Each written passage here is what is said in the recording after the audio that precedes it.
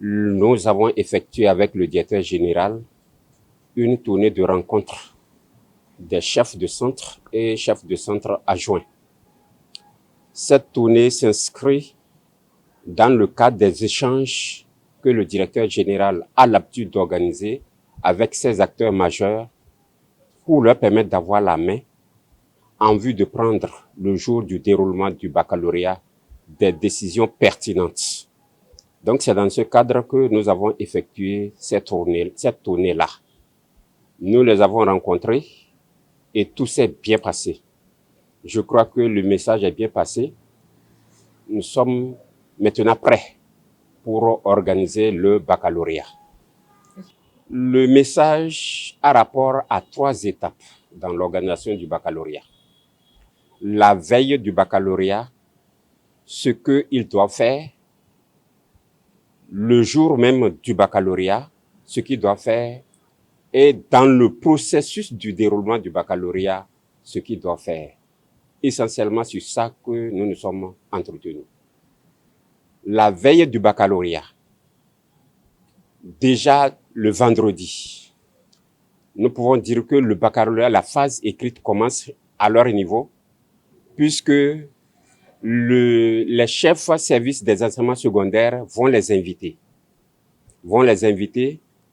pour leur permettre, n'est-ce pas, de savoir les centres dans lesquels ils sont chefs de centre ou chefs de centre adjoints. Ensuite, cette rencontre leur permettra de rentrer en possession de la liste des surveillants qui vont surveiller dans leurs différents centres.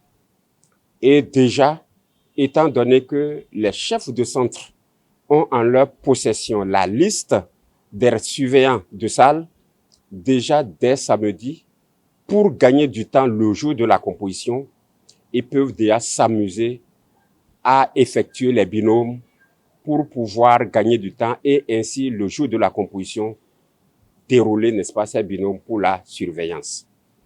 Le dimanche, étant donné que la composition a lieu le lundi, ils doivent éviter, n'est-ce pas, d'être surpris désagréablement dans leur centre. C'est pour cela que le dimanche, les superviseurs de centre, les chefs de centre, les secrétaires du centre et les censeurs de centre doivent se rencontrer et aller à la police nationale, au commissariat, une fois la conformité établie. Ils se déplacent ensemble pour aller dans leur centre, pour voir l'état de préparation du centre. Il faut aller pour voir si le centre a été bien préparé et que si ça répond déjà pour accueillir les acteurs.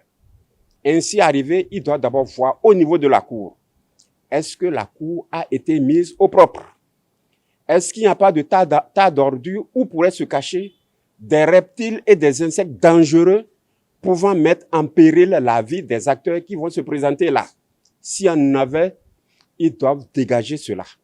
Après avoir constaté la propreté de la cour, ils doivent aussi aller salle par salle pour voir si, entre-temps, les salles ont été bien préparées. Bien préparées, c'est quoi? La propreté des salles.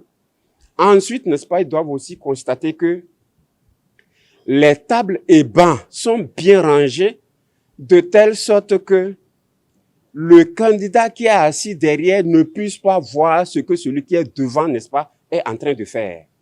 Ensuite, ils doivent aussi voir les inscriptions sur les tables, les numéros d'inscription des candidats.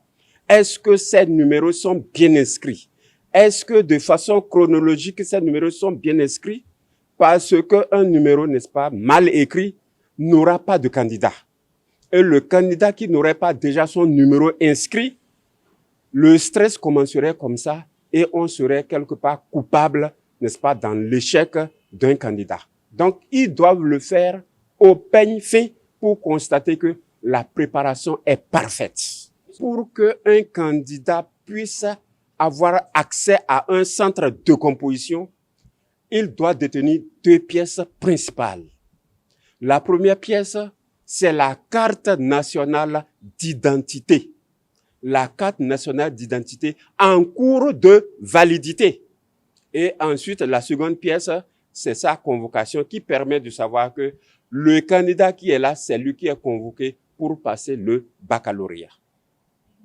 Alors, par rapport, n'est-ce pas, à la carte nationale d'identité, nous avons appris, les chefs d'établissement, n'est-ce pas, ont remonté l'information au niveau du directeur général de l'Office du baccalauréat, à savoir que les cartes d'identité de certains candidats ne seraient pas déjà disponibles. Mais dans le processus, n'est-ce pas, de la formation, de l'établissement de la carte, ils sont au niveau de la carte et du CIP.